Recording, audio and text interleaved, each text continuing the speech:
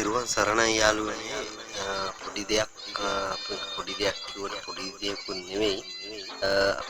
ලංකාවේ ගොඩාක් අය කියනවා බුදුරජාණන් වහන්සේ මේ ලංකාවේ තමයි පහළ වුණේ. ඒ වගේම සිදුවත් කුමාරයා ලංකාවේ ඉපදිලා වීර්යය වඩලා සම්බුද්ධ රාජත්වයට පත් වුණා කියන එක යම් ස්වාමින් වහන්සේලා කියන යම් පුද්ගලයන් කියනවා.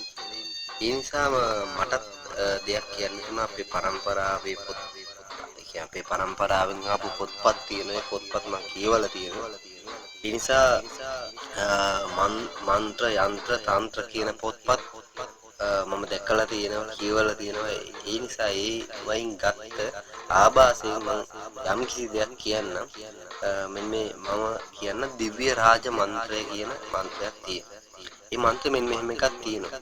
ඕම් නමෝ අපතිතෝ ගුරු බුදුරජාණන් වහන්සේ සාරා සංකේ කප් ලක්ෂයක් ආටා සංකේ කප් ලක්ෂයක් 16 සංකේ කප් ලක්ෂයක් සූවිසිය සංකේ කප් ලක්ෂයක් මුල්ලේහි පෙරම්පුරා බුද්ධ ප්‍රාර්ථනා කොට චාතුර්ය මහරජිකේ යන නාමයකින් යාමිය ත්‍රිසිතේ නිම්මාන රතේ පරමින්මාන රතේ වසවර්තියයි කියන සද ලෝකයට වැඩම කරවා අනේමට බුදු වෙන්න බින් මණ්ඩලක් කොතනකදයි ඇද්දයි කියා අසූ කල්ලි ස්වාමීනි මේ මඟුල් සක්වලමයි අංගනේට වැඩම කරවා විජම්මනා දේශනා කරවා වංක ගිරිලෙන තපස් රක්ෂා කර බුදු වුණොත් මහා කාරණාවයි කියා දිව්‍යෝ නමස්කාර කළා.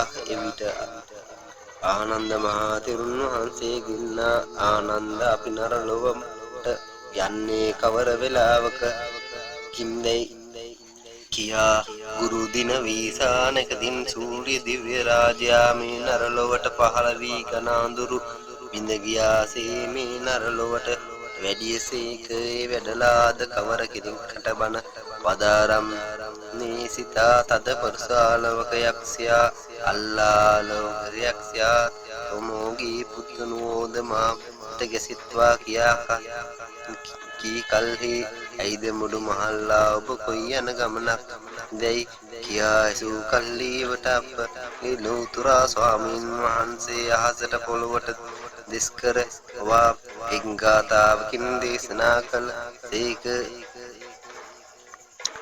මෙන්න මේ ආකාරයට ඇතර මන්ත්‍ර පොත්වල බුදුරජාණන් වහන්සේ ගැන සඳහන් වෙනවා. එතන මේකේ ඔබට ඇසෙන්නේ නැති මේක කියනවා මේ මගුල් සක්වල මහියංගනේට වැඩම කරවා විජම්මනා දේශනා කරවා වංක ගිරිලෙන තපස් රක්ෂා කර බුදු වුණොත් මහා කාරණාවයි කියා. මේ පරම්පරාවලින් ආපු පොත්වල මම දන්න විදියට ලංකාවේ අටුවා ටීකාවල පවා බුදුන් වහන්සේ මහියංගනේට වැඩියා මහියංගනේ සිටිය කියන දේ තියෙනවා.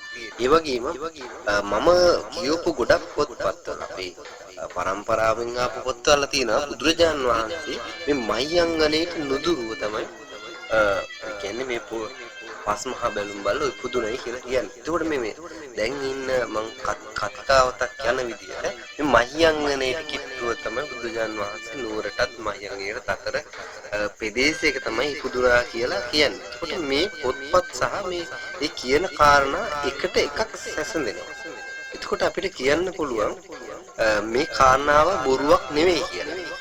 ඔය ගොඩක් හාමුදුරුවෝ කියනවා මේක බොරු කියලා. හැබැයි ඇත්ත බැලුවොත් මහා වීර කියන සෑහෙන කතා ලියපු ඉන්දියාවේ බුදුරජාණන් වහන්සේ ගැන ඉතිහාස කතාවල ලොකු තැන් නැහැ. පොඩියටවත් නැහැ.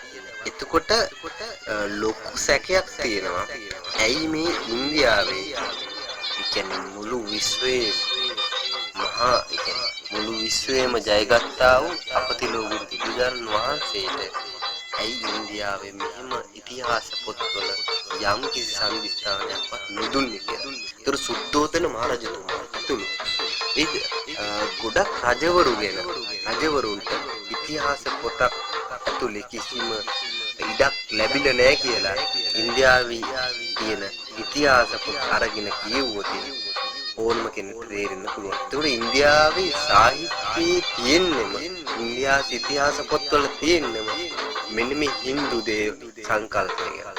ඇයි එතකොට එහෙම දේවල් දැක මං අහන්නේ ඇයි මේ ලංකාවේ තමයි මේ බුදුන් වහන්සේ බුද්ධත්වයට පත් වුනේ කියන එක ප්‍රතික්ෂේප කරන්න පුළුවන් ඕනකට. හැබැයි ප්‍රතික්ෂේප කරන්න වැඩිය මේ ගැන හොයලා බැලුවොත් නරකද කියන එක මම මේ දේවල් කියන අයට කියනවා.